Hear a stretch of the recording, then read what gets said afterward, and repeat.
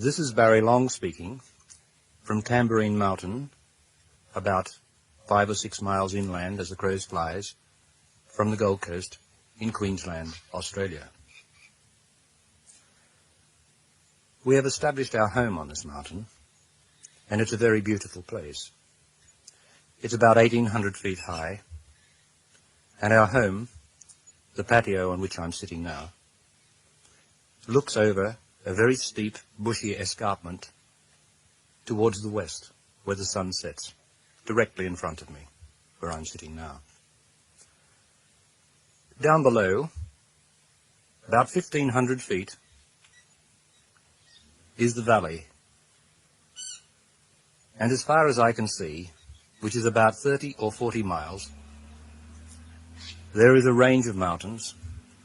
There's something like you see the Himalayas in India, a 180 degrees panorama.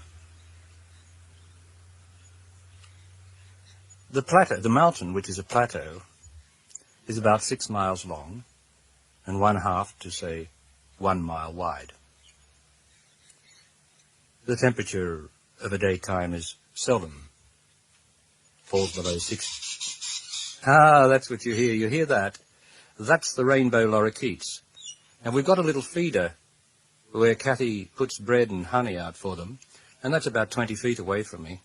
And at present there's 1, 2, 3, 4, 5, 6, 7, 8 of them, all around it, perched in the tree and squawking and squabbling, and getting on with it. And so you'll hear those from time to time.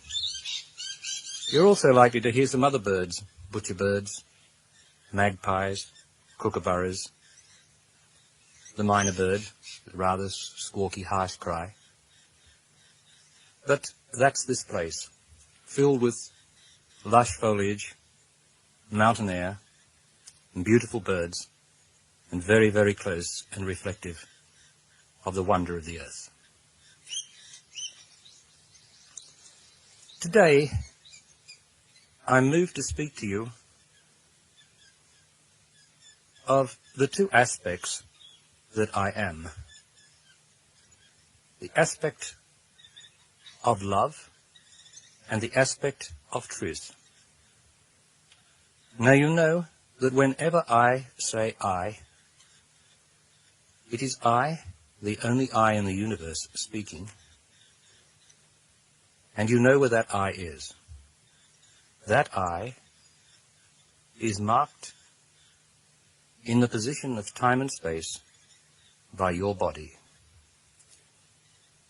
where you use exclusively, as far as you are concerned, and as far as you can possibly know, the word I, to signify the mystery that you are.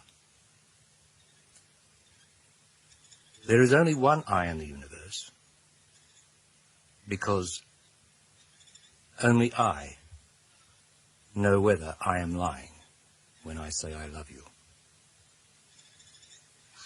You must not allow the world, the magnet of the world, to take you away from that truth. For no teaching and no one on earth can produce evidence to the contrary of that. For you are the living evidence. You are I. So when I say that love and truth are the two aspects that I am, they are the two aspects of yourself. And I'm going to demonstrate those to you in a new way today. When I say new, I mean a practical way, so that you will be able to apply the truth of the energy of them to your daily life and bring about or contribute to that fundamental change that is always taking place in these bodies in the mind as I enter them and purify them.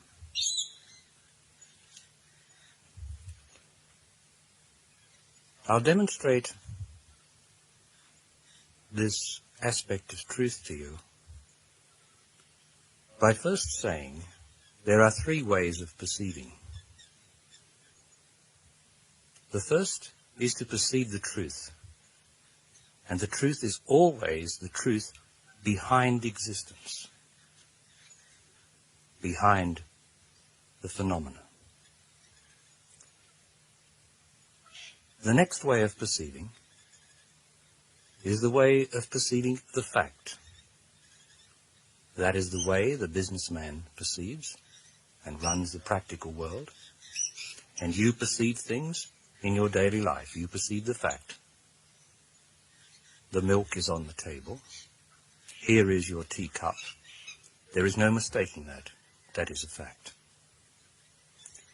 The third way of perceiving is the emotional way, and this is the cause of all the unhappiness on earth. This is what we have got to get rid of in ourselves. And that is the way of perceiving as things are not. And all emotional perception is to perceive as things are not. Now first, this aspect of truth, perceiving the truth. And it comes down to a form of symbolism which I'm going to demonstrate to you, so that you can use it in your daily life. This symbolic perception of truth, which is the perceiving of truth itself, as man became more and more lost in his man-made world and left the natural world, the beautiful world where there is no unhappiness, which is immediate now, his perception of the truth, the symbol of the truth behind phenomenon, behind existence, became superstition. And that is where it largely is today. Now let me show you, so that you can experience this in your daily life. The furthest range is about 7 ranges away from where I am, as I say, 30 or 40 miles away. And the closest range to me, it's really a ridge, is what is called locally Mount Misery.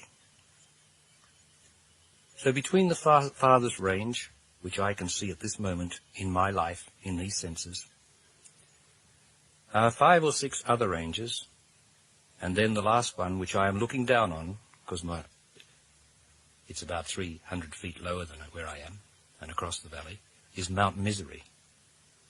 They say it resembles a dragon, one of those reptiles, lizards. But I see it as a man or a woman lying on his or her back. The arms are outstretched, the legs stretched out, the head, the stomach.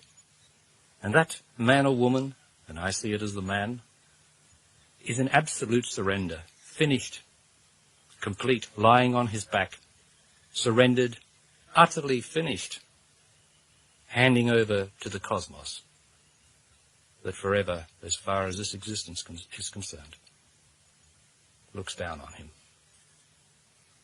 Now let me tell you the symbolism of this. The furthest range over there represents where I began, what I have left behind a long, long time ago. And each ridge that I see is the movement of myself in this body and this mind as I entered and left behind the former shell of myself. And so I create my whole horizon, my whole panorama I have created by my past. And I am now, by the grace of God and the truth that I am, can look across here and see my own past before me and my own present through my senses, this beautiful natural thing of the earth that I am.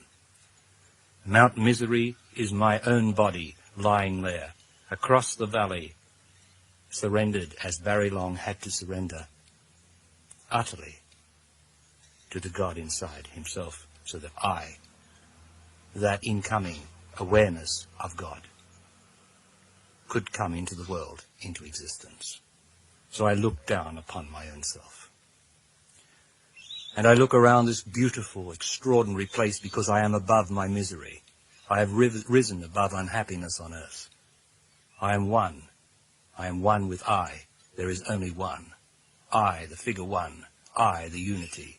I that stands alone and yet am behind all things, for I perceive the truth. What I have described to you is going to occur to you, but you are not going to be able to think about it and suddenly resurrect a situation where you say, oh, now I must look and see where I am, what my past is, or where I am in this universe, or in the truth. You can't do it that way, for that is superstition. And you will then call up psychic reflections which will be distorted and twisted. And you will start to try to guide your life by them. And that is not the truth. Your life is guided for you by being true. But you, the perception of God, which is I, are allowed to see everything as long as you remain pure and unattached. So from time to time in your life, from now on, you are going, whether you are at work or whatever you're doing, you might be in a beautiful place or you might not be. I, the energy of I, is going to arise in you, and you are going to be reminded to be still and see. See where you are, see what is in front of you. And that will be the measure of where you are, what you are facing, where you are in the truth, where you are in the spirit, what you have left behind if you can see it, and what you are now. This is going to happen to you. Don't try to make it happen. Just let it happen. I shall remind you. You don't have to think about it.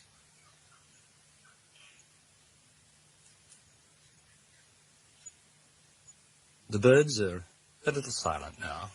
They're feeding. The currawongs, that's a nice Australian name, isn't it? They're a black and white bird, something like a magpie, rather large, are feeding beside them. Both are eyeing each other off. They're both pretty aggressive birds. The rainbow lorikeet that you just heard then is extraordinary colour. He's green down the back, a scintillating green. He's got orange breast, blending into yellow, and blue around his head. He is magnificent. But then it's all magnificent, this beautiful earth that I perceive. And that is not just this place, for the beautiful earth is where you are. And you must perceive it. If you are going to be the truth, know the truth, you must perceive the truth. And that is always in the beautiful earth.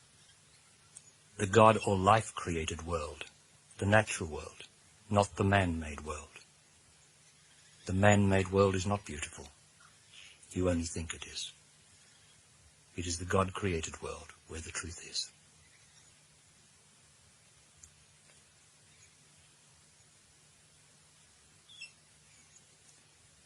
It's afternoon now, about 4 o'clock. Very quiet, as you can hear. Very still. I trust you are with the truth I am in yourself. For this place where I am is within you. This stillness is within you.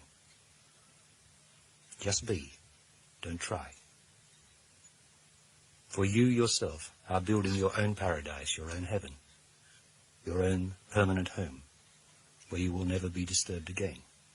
And that is not to say that I will not be in some other place of fiendish activity, that I shall not be unhappy anymore. For I am above unhappiness. I am above Mount Misery. And I am not special. I am an ordinary man, as you are an ordinary man and woman. All I can do is say, it has been done here. And if it has been done here, it can be done in you. In a moment I will speak of love.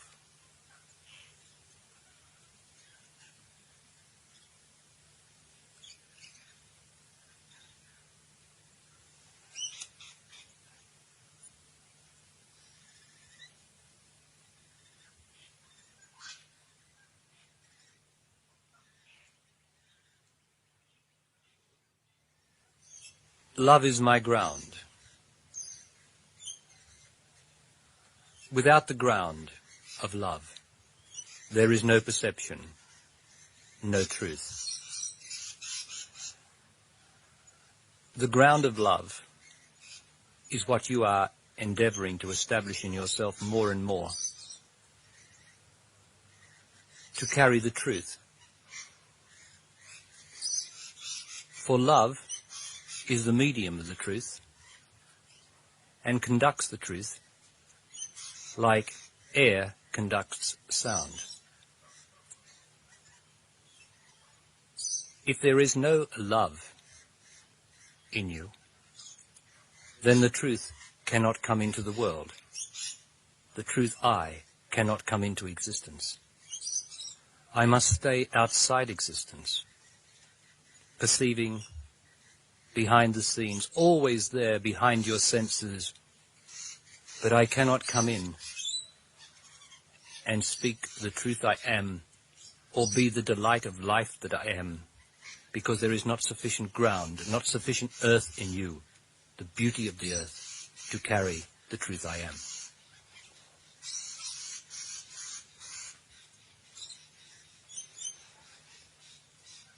Now, I am going to do something that will bring more ground into you, more love into you.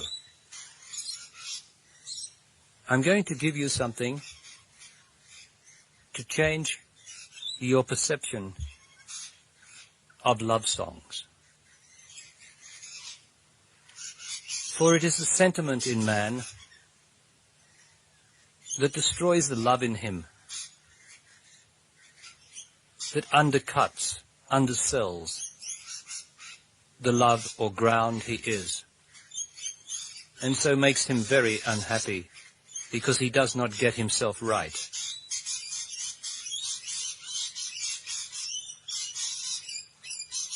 They are making a noise, aren't they?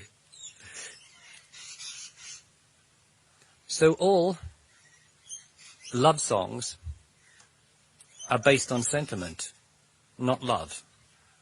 Sentiment being attachment to the past.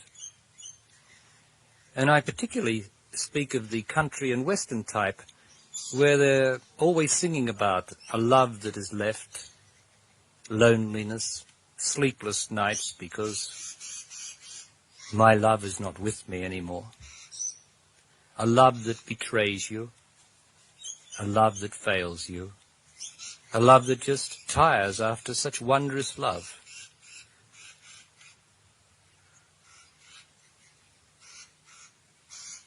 Of course, love never betrayed you, never can and never will. It's you that betray yourself and write songs about persons and people, presenting them as your love, and that is not the truth. The Beatles also sang about love, the more modern songs, more popular in the sense of pops. They all sing about love, and the Rolling Stones, I ain't or can't get no satisfaction. That's a love song, jazzed up. But you see, you can't get satisfaction because whoever sings or writes that song or thinks it is real has no love. And when you don't have any love, you can't get no satisfaction. And furthermore, seeing the truth behind the phenomenon of the song or the words. The satisfaction, to want satisfaction, is a sign of appetite. And appetite is not love.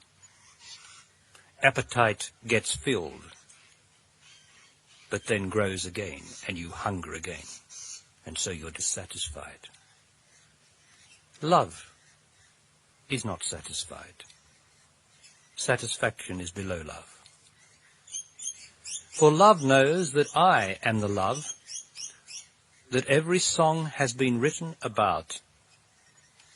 Every song personifies people or things as the love that leaves, full knowing from the moment of the songwriter's and the singer's birth that everything was going to leave anyway. There was no hope of any person or thing you loved ever staying.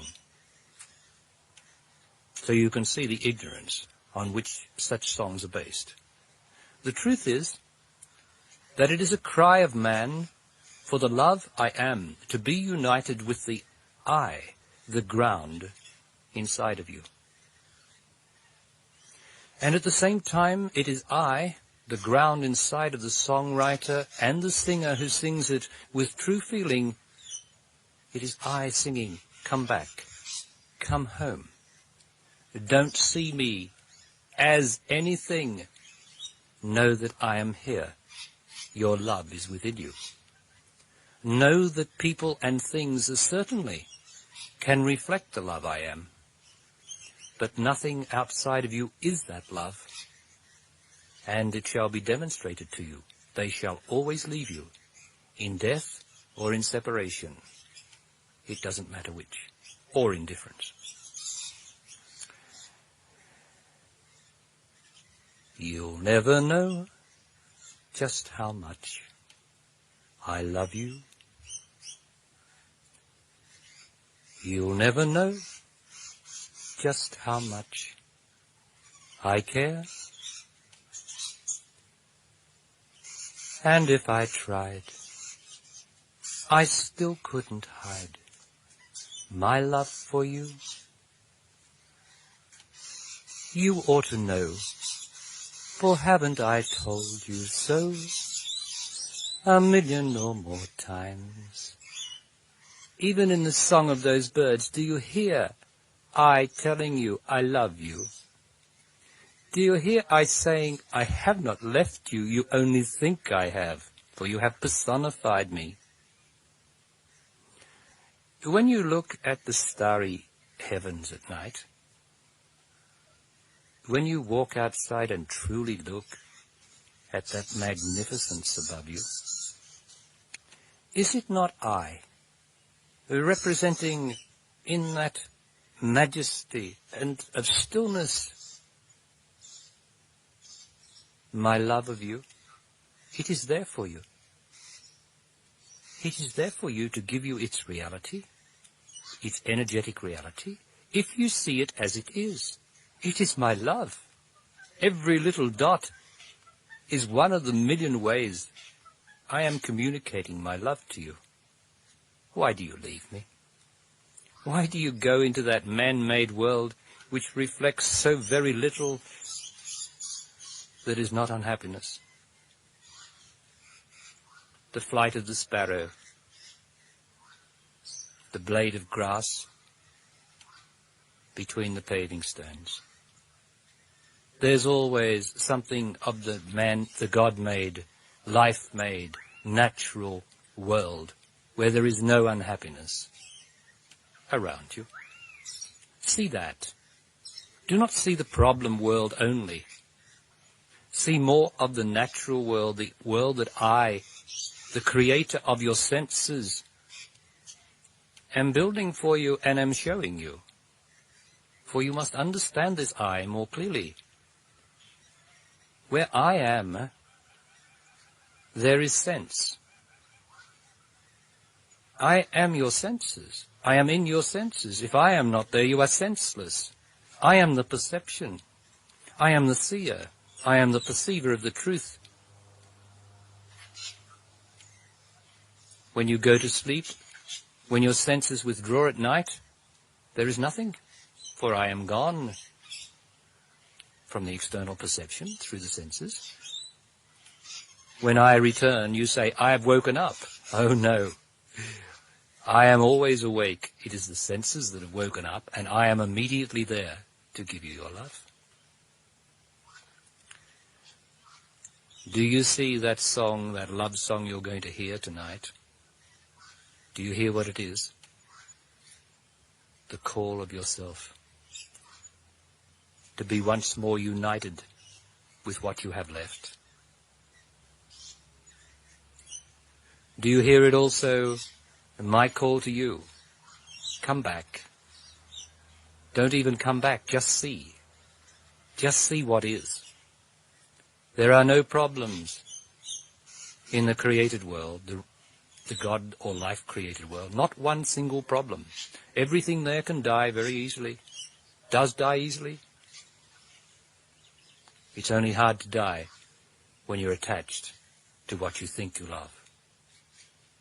When it is I, the ground inside of you, that is your love.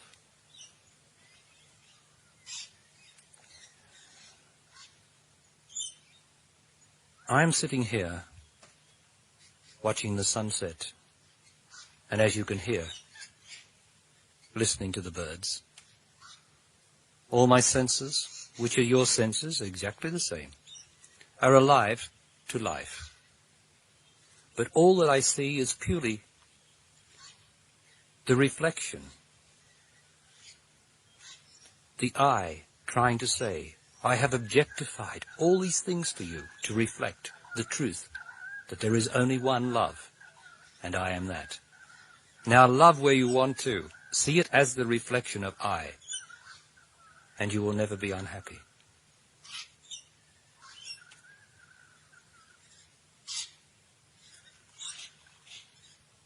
Are you beginning to perceive this love that is within you?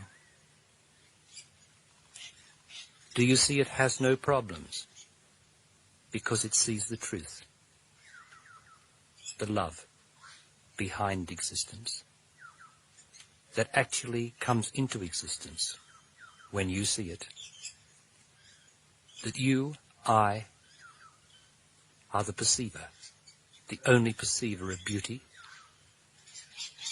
That if you don't perceive it, if you don't love it, then there is no beauty, no stillness, no demonstration of the wonder of the earth.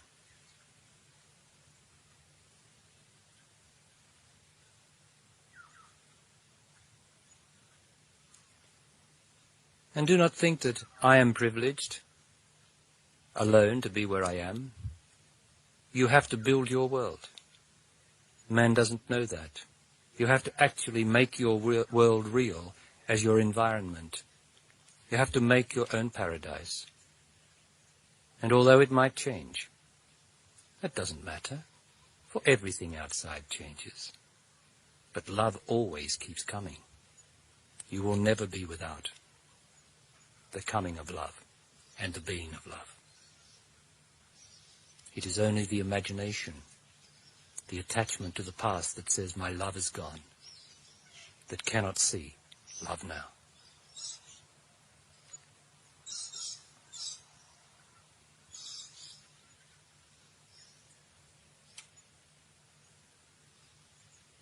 I'm looking down on the valley, and it is filled,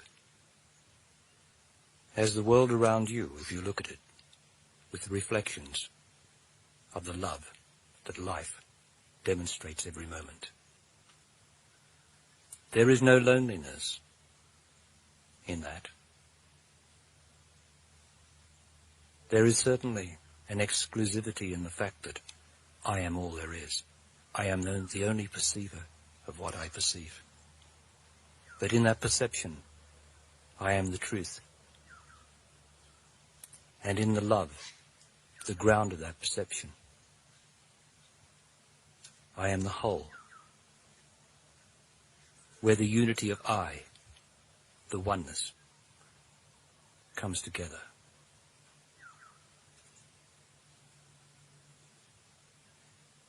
You'll never know how much I love you.